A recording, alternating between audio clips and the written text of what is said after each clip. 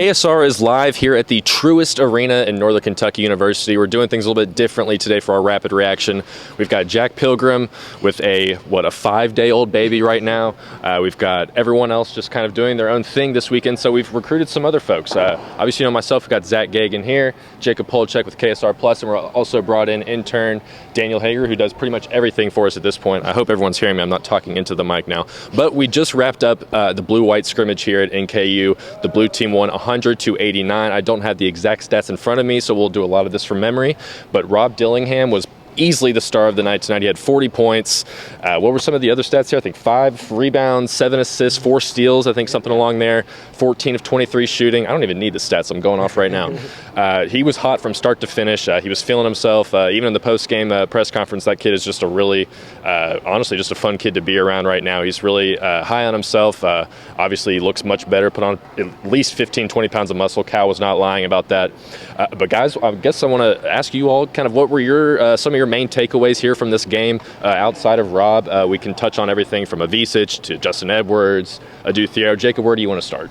Let's start with Adu, because him and Rob playing together, that was probably the best. Not probably. They were the best duo out on the court. He looked so much stronger than last year, as we saw in Canada, but it just continues here tonight at Northern Kentucky.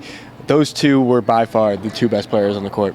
Yeah, absolutely. Adu Thiero looks like he should be playing linebacker for Kentucky. He'd probably do better against Missouri than the performance last weekend. Daniel, what were some of the things that stood out to you tonight? Yeah, the play of Justin Edwards, especially in the second half. I know he only had around 8 points at halftime, finished with, I don't know if it was 26 or 28, 26. But he looked really explosive in the second half. He had 2 or 3 monster dunks. He had that and one dunk over Jordan Burks. I think he looked really good, and yeah, that's...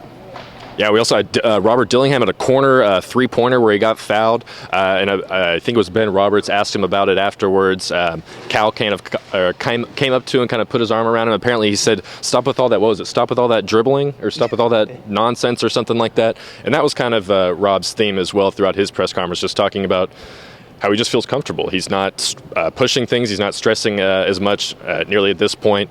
He's been with the team, I guess, they've been on campus for 5 months now. It's just night and day, even from where he was at in Canada, which was just 3 months ago. But we also got the unfortunate news that Zvonimir Avicic, there you go. Nailed it. Was not going to play about a few hours before tip-off. Coach Cal talked about that. Said it was precautionary, no NCAA eligibility issues, despite what someone named Trilly Donovan might say on Twitter. So he should be cleared.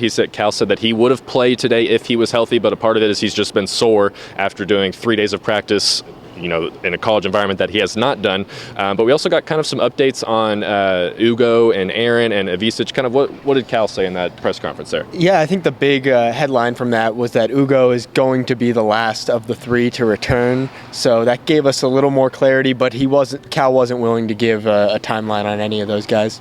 Yeah, Cal said, I should never have said that, and that's kind of been his theme for the last couple of times he's talked about these injuries, because who really knows at this point? But yes, we got a little bit of clarity. Ugo will probably be coming back after Aaron. Part of that is just because of how their surgeries lined up, but Avicic is, for the most part, good to go. They have the preseason exhibition against Georgetown College. Is when? Next Friday? So we're getting closer and closer to that. We'll see if he comes then. Guys, anything else from tonight that really stood out? I know we're just kind of going here rapidly reacting, but I will say there were a lot of positives tonight, but one of the negatives was Antonio Reeves' shooting night. He did go 1 for 9 from the three-point line. Deja vu. Yeah. He's three-point contest champion twice in a row. I wouldn't be worried about it yet.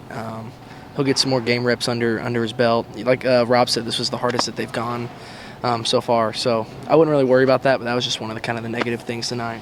Yeah, definitely a tough shooting night for Reeves. He was still shooting everything, though, so I don't think we have much to worry about him. Let's talk about DJ Wagner. I think he had 25 points, stuffed the stat sheet as well. What did you like from him tonight, Jacob? Yeah, he was good at getting to the hoop, finding his shot. I think a lot of what we saw from DJ was overshadowed by Rob, but he still had a good game in his own right. Yeah, those two were very competitive together. They even kind of talked about it in the post-game press conference. Rob did, just about how DJ is a very, very competitive guy. I think we all knew that, but it's always fun to see it kind of play out on the floor. They weren't, getting chippy or anything, but they were definitely talking trash to each other. The white team really wanted to win. They couldn't pull it out.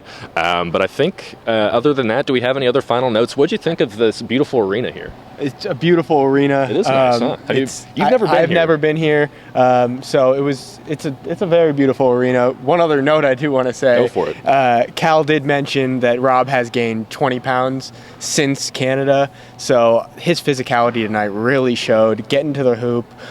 So I think that was another note that I want to mention. Yeah, he definitely looks a lot stronger out there. Was a lot more confident getting to the rim than he was in Canada, and he even mentioned that how in Canada he would just, when he got bumped, he would just kind of shy away. When he got bumped today, he was going up for really contested layups. He had a couple of kind of running the baseline up and under moves. So really good performance from him. But Daniel, do you have anything else you want to add? Otherwise, I think we'll get out of here. I say last thing I'll end on. It was a really good showing by the fans, like yes, you touched on. Absolutely.